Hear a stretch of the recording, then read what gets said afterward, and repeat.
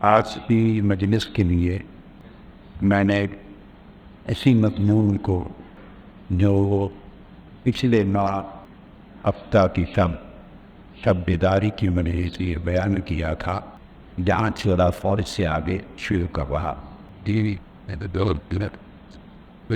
اور یہ ایک سنت ہے، یہ ایک جو تسلسل سے چلتا رہے، اس ماہانہ شب بیداری انشاءاللہ تعالی۔ اللہ رب العزت نے اس آیہ کریمہ ارشاد فرمایا، اور یہ ارشاد شیطان کو دیا گیا جواب ہے جب اس نے اللہ کی بارگاہ میں کہا تھا کہ میں تیرے سب بندوں کو گمراہ کروں۔ اس کے جواب میں اللہ پاک نے فرمایا تھا کہ اے شیطان، میرے بندوں پر تیرا سلطان نہیں ہوگا۔ فرمایا اے شیطان، میرے بندوں پر تیرا سلطان نہیں ہوگا، یعنی میرے بندوں پر تیری سلطنت نہیں ہوگی۔ تیری سلطنت کیوں؟ وہ میری سلطنت میں رہتے ہیں، میرے بندے، بولیے نا، میرے بندے میری سلطنت میں رہتے ہیں۔ یوں تو ہم سارے ہی کہتے ہیں نا کہ اللہ کی حکومت، اللہ کی سلطنت، کہنا اور بات ہے اور ہونا اور کتنے ہمارے لیے فخر کی، مباحات کی، تشکر کی بات ہے کہ اللہ پاک نے اپنی زبان مبارک پہ کہا ان عبادی، کہ تمہیں کیا پتہ ہے شیطان، تو ایسے ہی کہہ رہا ہے کہ میں تیرے سارے بندوں کو گمراہ کر دوں گا، تمہیں کیا خبر۔ قربان جائیں، وہ خود فرما رہا ان عبادی، جو میرے ہو جائیں گے، جو میرے بندے ہوں گے، ان پر تیری سلطنت نہیں ہوگی، تیرا بس نہیں چلے گا۔ کیوں؟ وہ میری سلطنت میں رہتے، وہ میری رعایا بن گئے۔ سبحان اللہ، کیا میری رعایا بن؟ اور وجہ اس کی کیا ہے؟ دراصل جو اللہ کی سلطنت میں رہتے ہیں اور اللہ کی رعایا، ویسے تو ہر کوئی اللہ کی رعایا ہے، اس سے خارج تو ہے ہی نہیں، مگر کچھ باغی رعایا ہے، نافرمان بندے، باغی بندے، اور کچھ وہ ہیں جو واقعتاً اللہ کی سلطنت میں ہیں۔ اور اللہ کی سلطنت میں ہونے کا مطلب کیا ہے؟ ارشاد فرمایا کہ یہ وہ لوگ ہیں جنہوں نے اپنا آپ میرے ہاں بیچ دیا، اپنا آپ میرے ہاں مجھے فروخت کر دیا ہے، اب وہ میرے ہو گئے، اب وہ میرے ہو گئے، لہذا میرا کہا مانتے، جو میں حکم کرتا ہوں وہی کرتے۔ تو انہوں نے اپنی زندگیوں کا، جینے کا، مرنے کا، پسند کا، ناپسند کا، زندگی کے ایک ایک سانس کا سودا میرے ساتھ کر دیا، صبح میرے بندے ہو گئے، اور ان پر تیرا بس نہیں چلے گا، بس صرف ان پر تیرا بس چلے گا جو گمراہ ہو کر تیرے پیروکار بن گئے، گمراہ بن کر تیرے پیروکار ہو گئے، ان پر تیرا بس چلے گا۔ تو اللہ پاک نے اپنے بندوں کو شیطان کے حملے سے بچا لی۔ اب یہ بات شروع کی تھی کہ اللہ کے بندے کیسے بنے، یہ ایک سفر ہے، بولیے یہ ایک سفر ہے۔ اور میں نے کہا تھا سفر کو سلوک کہتے ہیں اور مسافر کو سالک کہتے ہیں۔ تو آپ نے کہا کہ ہم یہ سفر شروع کرنا چاہتے ہیں، کہا یا نہیں کہا؟ قائم ہیں اس پر؟ آپ نے کہا ہم یہ سفر شروع کرنا چاہتے ہیں، تو میں نے کہا اگر آپ نے یہ سفر شروع کرنے کا ارادہ کر لیا ہے تو بس پھر آپ سالک ہو گئے۔ تو مسافر سالک ہوتا ہے، لہذا اس کے لیے 5 شرائط۔ پچھلی بات یہیں تک کی تھی نا، مسافر بننا ہے، بس میرا خیال ہے پورا خطاب اسی بات پر تھا کہ مسافری میں جانا ہے، قیام چھوڑ کر مسافر بننا ہے، مقیم نہیں رہنا، بولیے نا، مسافر بننا ہے، یہ بات کی۔ تو جب کوئی مسافر ہوتا ہے تو وہ تیاری کرتا ہے، تو اس تیاری میں 5 شرطیں۔ کتنی؟ 5 شرط۔ پہلی شرط یہ کہ سفر لمبا ہو تو اکیلے نہیں کٹتا۔ آج پہلی شرط کی بات کریں گے، کیا؟ پہلی شرط کی بات کریے، سفر لمبا ہو تو اکیلے نہیں کٹتا، سنگت ہو تو اچھا کٹ جاتا ہے، بے شک سنگت ہو تو اچھا کٹ جاتا ہے۔ تو مسافر اگر چاہے کہ میں اپنا سفر بغیر وحشت کے، بغیر لٹنے کے، سکون سے منزل تک پہنچ جاؤں، تو اچھی سنگت تلاش کرتا ہے مسافر، اچھی، بولیے، سنگت تلاش کرنا ہے. اس سنگت کو صحبت و ارشاد کہتے ہیں. صحبت کہتے ہیں, سنگت کہتے ہیں, رفاقت کہتے ہیں. کیا کہتے ہیں؟ صحبت کہتے ہیں, سنگت کہتے ہیں, کیا رفاقت کہتے ہیں. شرطیں 5 ہیں. ایک شرط تو میں نے بتایا کہ وہ چاہتا ہے کہ صحبت اور سنگت اچھی ملے. دوسری شرط وہ چاہتا ہے کہ سفر پہ جا رہے ہیں تو زیادہ سفر بھی ساتھ میں, کھانا پینا بستر بوریا ضروریات ساتھ میں, اس کو زیادہ سفر کہتے ہیں. تو مسافر کو سالک کو زیادہ سفر بھی چاہیے, سفر کا سامان بھی چاہیے. دوسری شرط تو کچھ سامان بھی ہوگا. تیسری شرط ہوتی ہے کہ اس سفر میں کوئی سواری بھی چاہیے. لمبا سفر ہے تو کوئی سواری بھی چاہیے, تو سفر کی سواری کا بندوبست بھی کرنا ہے. اور چوتھا یہ ہے کہ کبھی ایسا ہوتا ہے کہ راستے میں ڈاکو پر جاتے ہیں, چور ہوتے ہیں, حملہ کرتے ہیں, جانور ہوتے ہیں, بھیڑیے ہوتے ہیں, تو 100 خطرات ہوتے ہیں. سو بچاؤ کے لیے اسلحہ اور ڈھال بھی چاہیے. بچاؤ کے لیے اسلحہ ڈھال بھی چاہیے جس سے حفاظت ہوتی رہے. بس میں نے 2 چیزوں کو ملا کے ایک کر دیا اور 4 بنا دیے. اس بنا 2 کو ملا کر ایک کیا. مضمون ملتے تھے تو 4 شرائط بنا دی. تو 4 میں سے آج صرف پہلی شرط پر مختصر بات کریں گے. اب دوہرا دیں ذرا کہ آپ مسافر بنے ہیں تو کتنی چیزوں کی ضرورت ہے؟ پہلی سنگت چاہیے جو رہنمائی بھی کرے اور سفر میں کام بھی آئے. سفر میں اور منزل بتائے بھی صحیح اور منزل پہ لے بھی جائے. منزل کا بتائے بھی اور منزل پر لے بھی جائے. ایسی صحبت چاہیے, سنگت چاہیے ایک. دوسرا زیادہ سفر, سامان سفر چاہیے. تیسری شرط سواری چاہیے. چاہیے کہ نہیں؟ چاہیے. چوتھی حفاظت کے لیے ڈھال چاہیے. حفاظت کے لیے ڈھال چاہیے. وہ یہ 4 شرطیں. اور 4 چیزیں پوری کر لیں تو انشاءاللہ آپ کا سفر کامیاب ہوگا اور آپ منزل پہ پہنچ جائیں. منزل پر پہنچ جائیں. تو پہلی جس کا میں نے ذکر کیا سنگت. سنگت صحبت رفاقت. اب اس کے لیے پوچھتے ہیں کہ وہ ایسی سنگت صحبت رفاقت کیسی ہو؟ سنگت اور صحبت کام آتی ہے. سنگت اور صحبت کام آتی.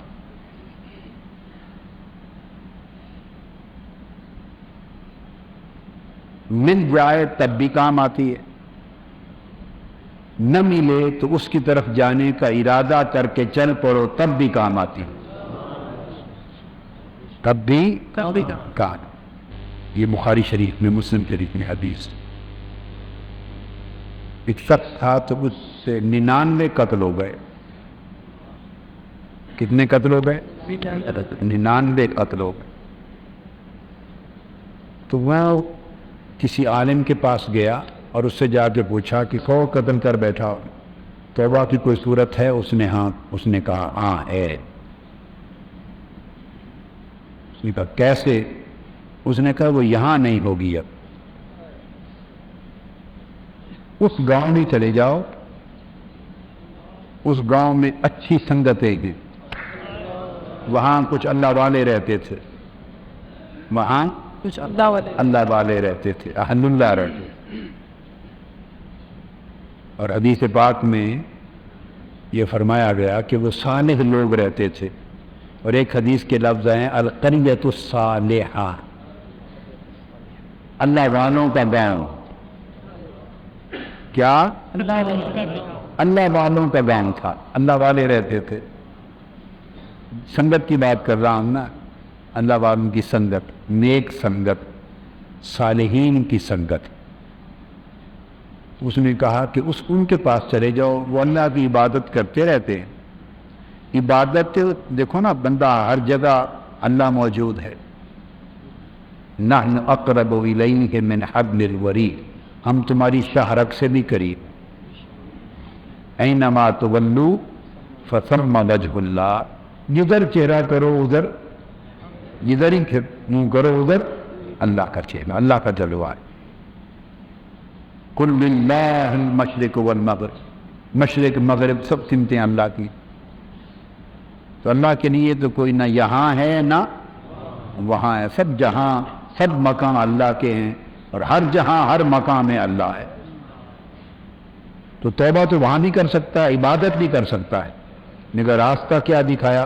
حضور صلی اللہ علیہ وآلہ وسلم امت کو بتا رہے ہیں، آقا علیہ السلام یہ واقعہ امت کو سنا رہے اور امت کو راستہ دکھا رہے۔ توبہ تو اللہ کے حضور کرنی ہے، عبادت بھی اللہ کی کرنی ہے، معافی بھی اللہ سے مانگنی ہے، مگر فرمایا نہیں، اب اس سنگت میں جاؤ، کیا؟ اس سنگت میں جاؤ، اس صحبت میں جاؤ، اور ان کے ساتھ ان کی سنگت میں جا کر ان کے ساتھ مل کر اللہ کی عبادت کرنا اور توبہ کرنا، ان کی مجلس میں توبہ کرنا، ان کی سنگت میں توبہ کرنا، اللہ معاف کر دے گا۔ تو وہ چل پڑا۔ تو حدیث پاک میں آتا ہے کہ جب وہ چل پڑا تو رستے میں اس کی موت واقع ہو گئی، وہاں آدمی پہنچا نہیں تھا، بس اس سنگت کے لیے چل پڑا، رستے میں موت واقع ہو گئی۔ اب جنت اور دوزخ کے دونوں فرشتے آ پہنچے۔ دوزخ کا فرشتہ کہے کہ اس نے 100 قتل کیے ہیں، یہ دوزخ کا حقدار ہے، میں لے جاؤں گا۔ جنت کا فرشتہ کہے نہیں، اللہ والوں کی طرف ان کی سنگت میں زندگی گزارنے کے لیے چل پڑا ہے، تو اب یہ جنت کا حقدار میں لے جاؤں گا۔ تو فرشتوں میں تکرار ہو گیا۔ اللہ پاک نے ایک اور فرشتہ انسانی شکل میں، انسانی صورت میں بھیجا اور اسے فرمایا کہ تم ان کا جج بن جاؤ، منصف بن جاؤ۔ تو وہ ثالث بن گیا ہے وہ فرشتہ۔ دونوں نے اس فرشتے کے سامنے مسئلہ رکھا، اس نے کہا ایسا کر لیں کہ دونوں طرف کا فاصلہ ناپ لو، اس جگہ سے اگر تو اس کے اپنے گھر اور اپنے گاؤں کا فاصلہ تھوڑا ہے، اور اللہ والوں کے گاؤں کا جدھر جا رہا تھا وہ فاصلہ زیادہ ہے، تو تھوڑا فاصلہ طے کیا تو دوزخ والا لے جائے، اور اگر اپنے گاؤں کا فاصلہ اس کا زیادہ ہے اور آگے اللہ والوں کے گاؤں کی طرف جس سنگت کی طرف جا رہا تھا وہ فاصلہ تھوڑا رہ گیا ہے تو جنت والا لے گا۔ اب اسی مضمون کو بیان کیا گیا حدیث میں، ایک اور روایت میں، تو حدیث پاک میں، وہ بھی حدیث پاک میں، بخاری شریف میں، تو اس کو وہ فرشتے ناپنے لگ گئے، تو اللہ پاک نے زمین کو حکم دیا کہ وہ جو حصہ اللہ والوں کے گاؤں کی طرف تھا اس کو حکم دیا زمین کو کہ تو سکر جا اور فاصلہ کم کر دے، اور جو گاؤں اس کا اپنے گھر کی طرف زمین کا حصہ تھا اس کو حکم دیا کہ تو پھیل جا اور فاصلہ زیادہ کر دے۔ اللہ، مطلب کیا ہوا کہ جب وہ اللہ والوں کی سنگت کا ارادہ کر کے چل پڑا تو اللہ نے بھی بخشش کا ارادہ فرما دیا، اللہ نے بھی بخشش کا، اس کی بخشش کا ارادہ فرما دیا، اللہ پاک بھی بخشش کے ارادے سے اس کی طرف متوجہ ہو گیا، تو ان کو لگا دیا فاصلہ ناپنے پر اور خود زمین کو سکیڑ دیا۔ جب فاصلہ ناپا تو ادھر اللہ والوں کے گاؤں کی طرف کم تھا، جنت والا فرشتہ لے گیا۔ اب یہ جو امت کو بات بتائی ہے تو 100 قتل کرنے کے لیے تو نہیں بتائی، آقا علیہ الصلوۃ والسلام نے جو واقعہ سنایا، واقعہ تو اس لیے سنانا پڑا کہ وہ 100 قتل کرنے کا واقعہ تھا، اب اس کو تو کم زیادہ نہیں کیا جا سکتا تھا نا، مگر سنانے کا مقصد کیا ہے؟ وہ 100 قتل سنانا نہیں، سنانے کا مقصد یہ ہے کہ اتنا بڑا گنہگار تھا، وہ بھی اللہ والوں کی سنگت کے لیے چل پڑا تو اللہ نے اس کی بھی بخشش کر دی۔ تو سنگت بڑی شے ہے. بولیے سنگت بڑی شہر بڑی شے. اللہ پاک نے سورہ فاتحہ میں فرمایا دعا کرو اللہ سے، مجھ سے دعا کیا کرو ہدایت کی. اہدنا الصراط المستقیم، اے اللہ ہمیں سیدھی راہ دکھا، ہدایت عطا کر، صراط مستقیم عطا کر، سیدھی راہ دکھا. اور پھر بندوں نے پوچھا باری تعالیٰ تیری سیدھی راہ ہے کیا؟ سیدھی راہ ہے کیا؟ ہے کیا؟ تو فرما سکتا تھا نا کہ سیدھی راہ وہی ہے جو قرآن میں ہے، سیدھی راہ وہی ہے جو نبی صلی اللہ علیہ وسلم کی سنت میں ہے، سیدھی راہ وہی ہے جو میرے حکم کی اطاعت میں ہے، میری بندگی اور حضور کی اتباع میں ہے. فرما سکتا، مگر نہیں فرمایا، ایسا نہیں فرمایا. فرمایا صراط الذین انعمت علیہم، سیدھی راہ پوچھتے ہو وہ میرے انعام یافتہ بندوں کی سنگت میں، جن پر میں نے انعام فرمایا ان کی سنگت سیدھی راہ. ان کی سنگت سیدھی راہ کون سی ہے؟ وہ راہ جن پر میرے انعام یافتہ بندے چلتے. تو انعام یافتہ بندے تو وہ ہے جن پر میں نے انعام کیا. تو تم کیا کرو؟ تم اگر اس راستے پر چلنا چاہتے ہو تو ان کی سنگت میں آ جاؤ، ان کی سنگت میں آ جاؤ، ان کی معیت میں آ جاؤ، ان کی صحبت میں آ جاؤ، ان کی مجلس میں آ جاؤ، ان کی مجلس میں آ جاؤ. تو جب تمہیں ان کی سنگت اور ان کی مجلس نصیب ہو جائے گی تو پھر کیا ہوگا کہ وہ جو بندے ہیں میرے، ان کے لیے میں نے اعلان کر دیا ہے کہ شیطان کا قابو ان پر نہیں چل سکتا. کیوں؟ کہ وہ میری سلطنت میں رہتے ہیں.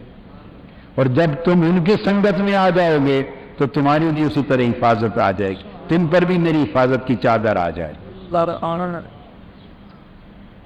یہ تو نہیں ہو سکتا نا کہ جب میں ان کی حفاظت کے لیے انہیں چننے لگوں تو جو ان کی سنگت میں ساتھ بیٹھے ہیں تو کہوں گے تو صرف تم آ جاؤ ان کو بھگا دو، ان کو چن لوں، اور جو ان کی سنگت پکڑ کے آئے ہوئے ہیں ان کی صحبت میں ان کو چھوڑ دوں اور ان کو چن لوں. ایسا تو میں بھی نہیں کروں گا، ایسا تو میں بھی نہیں کروں گا، اور جو میرے بندے ہیں وہ بھی نہیں کرنے دیں گے. فرمایا میں بھی نہیں کروں گا، کہ میں نے تو راہ دکھائی ہے کہ میرے بندوں کی سنگت میں جایا کرو. کونوا مع الصادقین، سچوں کی معیت میں رہا کرو. جو سچے ہیں نا صدق والے، ان کی معیت، ان کی سنگت میں رہا کرو. تو اللہ پاک نے فرمایا یہ کیسے ہو سکتا ہے کہ ایک طرف میں لوگوں سے کہوں کہ میرے سچے بندوں کی سنگت میں رہا کرو، اور جب وقت آئے تو سچے بندوں کو لے لوں اور سنگت والوں کو چھوڑ دوں. تو یہ تضاد میرے عمل میں تو میں نے تو کہا کہ ان کی سنگت میں جاؤ، اور اگر سنگت میں گئے تو ان کو چھوڑ دوں تو پھر سنگت کا مقصد کیا ہوا؟ میں نے تو کہا میرے انعام یافتہ بندے ہیں ان کے پیچھے پیچھے چلو. میں نے تو کہا وَاصْبِرْ نَفْسَكَ مَعَ الَّذِينَ يَدْعُونَ رَبَّهُمْ بِالْغَدَاةِ وَالْعَشِيِّ يُرِيدُونَ وَجْهَهُ، کہ اپنی جانوں کو میرے جو لوگ ہر وقت میرے ذکر اور میری یاد میں رہتے ہیں ان کی وَاصْبِرْ نَفْسَكَ مَعَ الَّذِينَ، ان کی معیت اور سنگت میں اپنے آپ کو جما کے رکھا کرو. ان کی سنگت اور معیت میں اپنے آپ کو جما کے لفظ بولا اللہ پاک نے وَاصْبِرْ نَفْسَكَ مَعَ الَّذِينَ. وَاصْبِرْ صبر کا لفظ بولا. کیا؟ صبر کا لفظ بولا. اس سے دو اشارے ہیں. اس میں کتنے اشارے ہیں؟ دو اشارے ہیں کہ اللہ والوں کی سنگت میں رہنا اتنا آسان کام بھی نہیں ہے، صبر سے رہنا. ایک تو یہ بات ہے.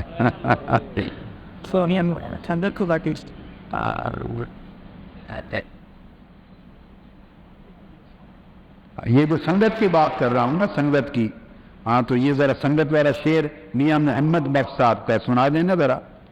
ہاں اس طرح ادھر ہی نیچے بیٹھ کے سنا دے. ہاں تھوڑا نیچے بیٹھ جائے نا.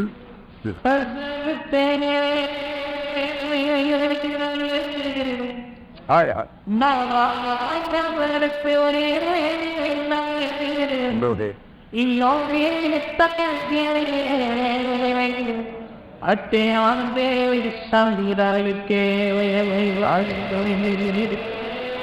ایک بنے پن تیرے رکھ کے پڑھتے بیچے پر پیر دے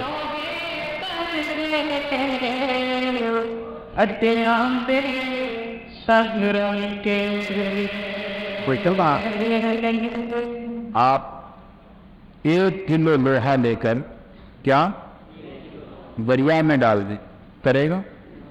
تیرے گا؟ بولیے تیرے گا؟ پکی بات ہے, تیرے گا؟ نہیں تیرے گا, ڈوب جائے گا. تو لوہے کا کام کیا ہے؟ ڈوب جانا. کیا کام ہے؟ غرق جانا. اب لکڑی کا پھٹا لینے بڑا سا, اس پر 10 کلو لوہا رکھ دیں اور دریا بھی چھوڑ دیں, ڈوبے گا؟ واہ واہ واہ. میں یہ عرض کر رہا تھا, کیا بات, سنگت. تو اللہ پاک ایسا نہیں فرماتے کہ خود ہی تو فرمایا ہے کہ ان کی سنگت میں رہو. تو جب وقت آئے فیصلے کا تو جن کو سنگت میں بھیجا ان کو چھوڑ دیا جائے, اور جن کی سنگت میں بھیجا اکیلے ان کو لے کے بخش دیا جائے. ایسا اللہ نے فرمایا میں بھی نہیں کرتا, میں بھی. اور اچھی سنگت والے جو لوگ ہیں اللہ والے, وہ بھی گوارا نہیں کرتے. اور اس لیے حدیث پاک میں, یہ بھی حدیث پاک میں کہ قیامت کے دن, کیا قیامت کے دن یہ فرمایا کہ اللہ والے, اہل اللہ, جو اللہ کے مومنین کاملین ہوں گے, اللہ والے ہوں گے. اور حدیث پاک میں آقا علیہ السلام کا فرمان حدیث قدسی ہے, فرمایا لوگو تم اپنے حق کے لیے کیا جگرتے ہو؟ تم اپنا حق لینے کے لیے کیا جگرتے ہو؟ جو میرے بندے اللہ والے قیامت کے دن مجھ سے جھگڑا کریں گے. اشد مجادلہ, فرمایا تم کیا جھگڑا کرتے ہو اپنا حق لینے کے لیے؟ اللہ پاک فرما رہا ہے اپنا حق لینے کے لیے جھگڑتے ہیں نا آپ ہیں, تو فرمایا بڑا سے بڑا بھی جھگڑا کرو, تو پھر تم کیا جھگڑا کرتے ہو جو میرے بندے قیامت کے دن اپنی سنگت والوں کے لیے مجھ سے جھگڑا کریں گے.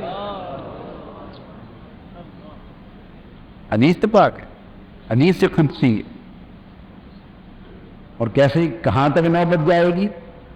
آقا علیہ السلام نے فرمایا کہ اللہ پاک نے ارشاد فرمایا, فرمایا کہ جب میں حکم دے دوں گا کہ آپ لوگ جنت میں چلے جائیں, حکم دے دوں گا کہ آپ لوگ جنت میں جاؤں, مقامات جنت کے باغات آپ کا انتظار کر رہے ہیں, تو وہ نہیں جائیں گے, رک جائیں گے. عرض کریں گے باری تعالیٰ ہم نہیں جاتے, ہم نہیں جائیں. تو میں ان سے پوچھوں گا کیوں نہیں جاتے ہو جنت میں؟ دنیا تو بھاگی بھاگی جاتی ہے, دوڑی دوڑی جاتی ہے, تو آپ بجائے جنت میں جانے کے کھڑے ہو گئے کہتے نہیں جاتے. تم کیوں نہیں جاتے؟ جو میرے بندے ہیں گے وہ یہ کہیں گے مجھے باری تعالیٰ انہم کانوا اخواننا, یہ کوئی جو دوزخ میں تو نے پھینک دیے ہیں نا, یہ کچھ لوگوں کو دوزخ میں پھینک دیا ہے, یہ ہمارے بھائی تھے, ہماری سنگت والے تھے, ہماری سنگت والے. کانوا یصلون معنا, ہمارے ساتھ نمازیں پڑھتے تھے آ کر. وَكَانُوا يَصُومُونَ مَعَنَا, ہمارے ساتھ آ کے روزے رکھتے تھے. وَكَانُوا يَحُجُّونَ مَعَنَا, ہمارے ساتھ آ کر حج کرتے تھے.